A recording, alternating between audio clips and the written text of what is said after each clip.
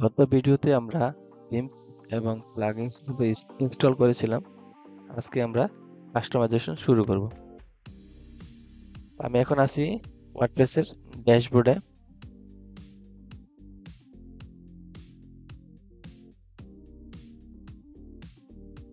এখানে হচ্ছে আমাদের সব প্লাগইনস গুলো যেগুলো ইনস্টল করা হয়েছে। এখান থেকে স্টার্টার টেমপ্লেটস, এখানে এসে আমরা ক্লিক করব সি লাইব্রেরি।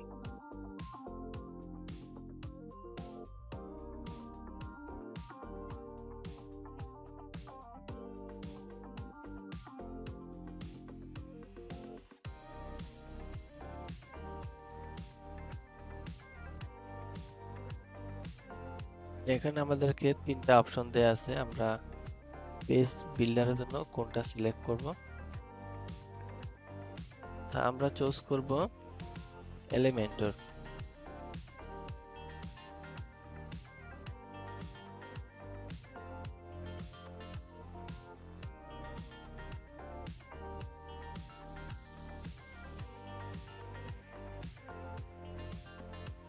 তো এখানে অনেকগুলো টেমপ্লেট দেখাচ্ছে। এখন আমাদের সাইটটা যে টাইপের হবে সেই ধরনের একটি কিওয়ার্ড লিখে সার্চ করব। যেরকম এটা হচ্ছে কিচেন টুলস এর উপর একটি ওয়েবসাইট হবে। আমি কিচেন লিখে এখানে সার্চ করছি। যদি এটা পছন্দ না হয় তাহলে সমস্যা নেই, আমরা যে কোনো টেমপ্লেট চুজ করতে পারি, কারণ এটা পরবর্তীতে আমরা আমাদের ইচ্ছে মতো কাস্টমাইজ করে নিতে পারবো। যেরকম এখানে এগুলো আমার পছন্দ হচ্ছে না, আমি অন্য একটা দিয়েছি। হ্যাঁ, এটা চুজ হয়েছে, এটা সিলেক্ট করলাম।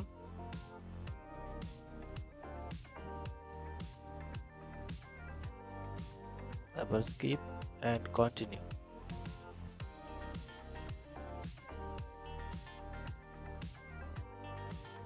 তারপর আবার কন্টিনিউ। এখানে আমাকে কিছু ইনফরমেশন দিতে হবে। Tell us little bit about yourself.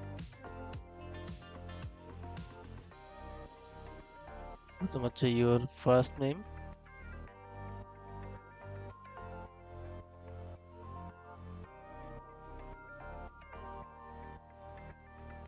your work email. I am a intermediate. I am building website for myself.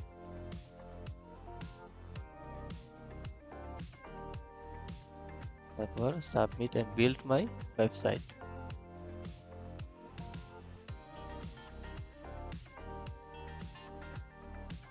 এটা লোড হতে কিছুটা সময় নেবে।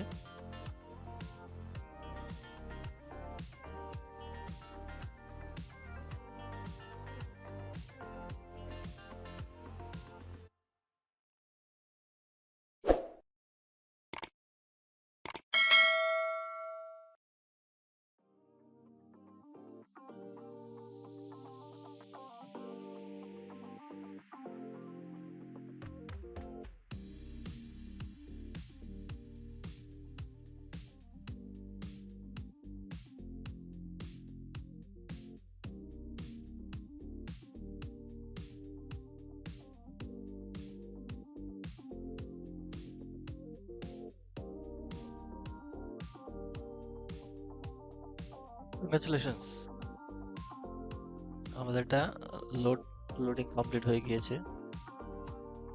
এখন বলছে ভিউ ইউর ওয়েবসাইট, তার মানে আমরা যে টেমপ্লেটটি ইনস্টল করলাম এখন আমাদের সাইটটি দেখতে কিরকম হবে এখানে ক্লিক করলে আমরা দেখতে পারবো। এই যে এটা হচ্ছে আমাদের সাইটের লুকসটা। তো আইটেমগুলো আমরা চেঞ্জ করব সবকিছু।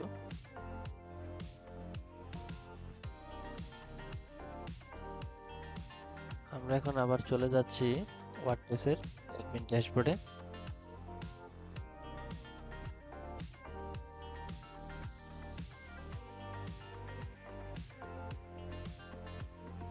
এখানে আমাদের এই যে সাইটে একটা শপিং কার্ট আছে, এটা আমাদের দরকার, এটা আমরা রিমুভ করব।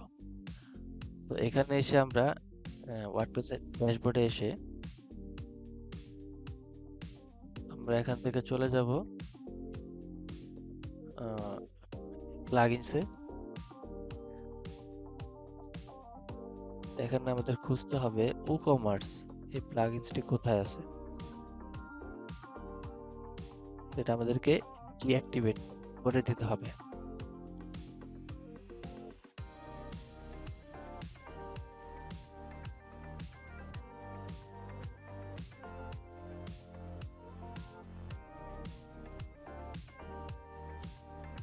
এবং মেনুস একটা জিনিস দেখে নিই, সাইটটা একটু রিলোড করে দেখে নিই। হ্যাঁ, আগের সেই কার্ডের আইকনটা চলে গিয়েছে। এখন আর যেটা হচ্ছে শপিং, এটা হচ্ছে মেনু বারের শপিং, এটা আমরা রিমুভ করব। সেজন্য আমরা আবার চলে এলাম অ্যাপিয়ারেন্সে, অ্যাপিয়ারেন্স থেকে মেনুস,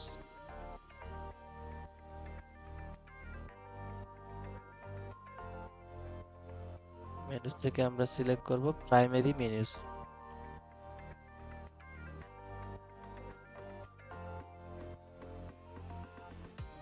তারপরে যে এখান থেকে শপ, শপ যে পেজটা আছে এটা আমরা কি করব, রিমুভ করে দেব। রিমুভ, রিমুভ হয়ে গিয়েছে। এখন সেভ মেনু,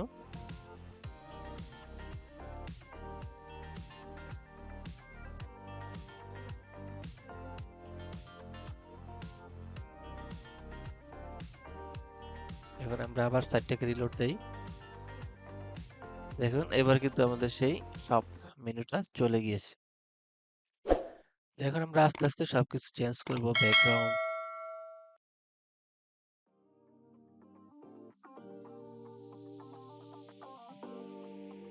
আমরা আবার চলে আসলাম ওয়ার্ডপ্রেসের ড্যাশবোর্ডে। তারপর হচ্ছে অ্যাপিয়ারেন্স, অ্যাপিয়ারেন্স থেকে আমরা চলে যাব কাস্টমাইজ।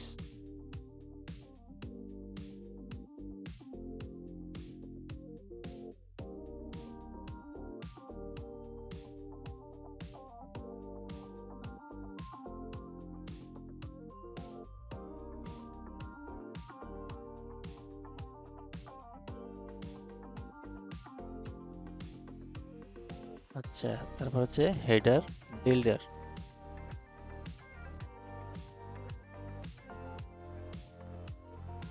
এখান থেকে আমরা আমাদের হেডারটাকে কাস্টমাইজ করতে পারবো, যেরকম সাইট টাইটেল এন্ড লোগো, এটা আমাদের ইচ্ছা মতো যে কোনো জায়গায় প্লেস করতে পারবো। তারপর নিচে হচ্ছে প্রাইমারি মেনুস, এগুলা ড্রাগ এন্ড ড্রপ করে আমরা যে কোনো জায়গায় প্লেস করতে পারবো।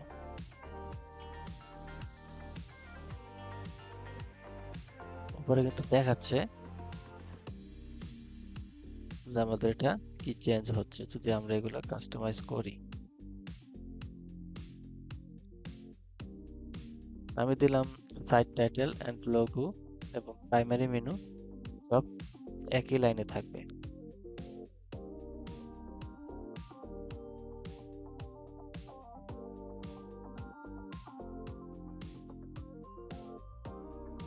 তারপরে বাম পাশ থেকে সাইট টাইটেল এন্ড লোগো,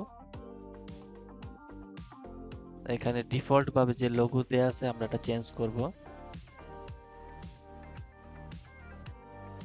আমাদের পছন্দ মতো আমাদের লোগোটা এখানে সেট করব। ক্লিক করলাম চেঞ্জ লোগো, এখানে ড্রপ ফাইল টু আপলোড অথবা সিলেক্ট ফাইলস।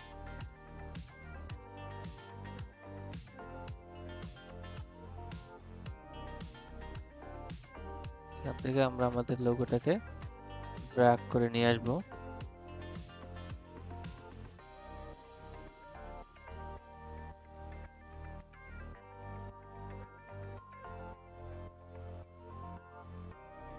সিলেক্ট, আমরা চাচ্ছি না ক্রপ করতে, আমরা চাচ্ছি পুরা ইমেজটাই থাকবে লোগো হিসেবে, তাহলে স্কিপ ক্রপিং। এখন আমাদের লোগোটা এখানে প্লেস হয়ে গিয়েছে। এটা পরবর্তীতে আমরা রিসাইজ করতে পারবো আমাদের ইচ্ছে মতো। তারপর হচ্ছে রেটিনা লোগো, এটাও চেঞ্জ করব একইভাবে। চেঞ্জ ইমেজ, এবং যেহেতু লোগোটা আগে লোড করা আছে, যা শুধু চুজ ইমেজ। তো রেটিনা লোগো এটাও আপলোড করা হয়ে গিয়েছে।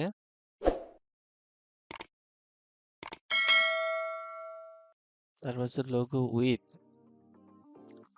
এখান থেকে আমরা আমাদের ইচ্ছে মতো যে কোনো সাইজের বা যে কোনো আকৃতির আমরা সেট করতে পারবো। তার হচ্ছে সাইট আইকন,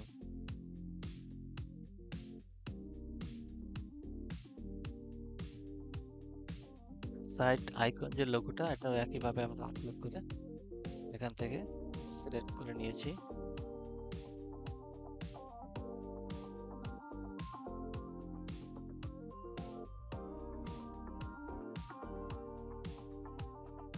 এখন পাবলিশড।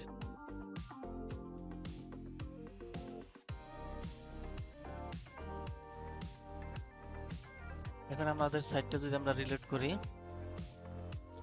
তাহলে দেখুন আমাদেরকে লোগোটা কিন্তু দেখাচ্ছে না।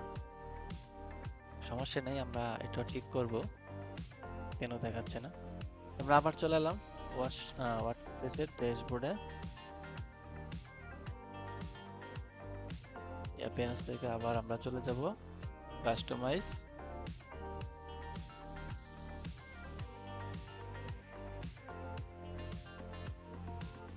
আমার নেটটা একটু স্লো, সেজন্য লোড হতে একটু সময় নিচ্ছে।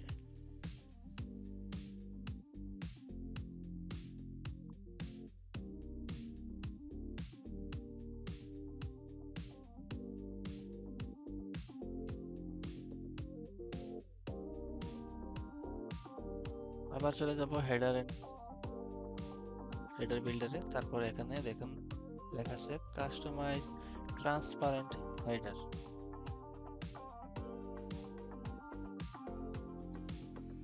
এখান থেকে এখানে যে ট্রান্সপারেন্ট যে লোগোটা আছে, এটা আমরা চেঞ্জ করব। চেঞ্জ ইমেজ, আমাদের যে আপলোড করা লোগো আছে সেটা আমরা সিলেক্ট করে দেব।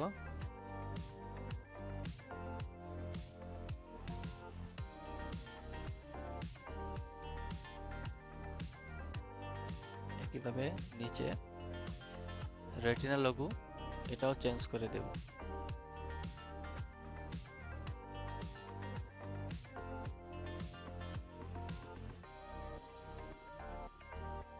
এখানে আমরা লোগো উইথ দিয়েছি 150। তারপর পাবলিশ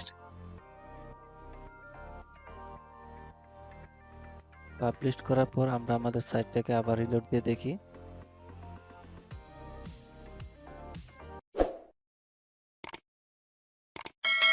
হ্যাঁ, দেখুন এখন কিন্তু আমাদের লোগোটা দেখাচ্ছে।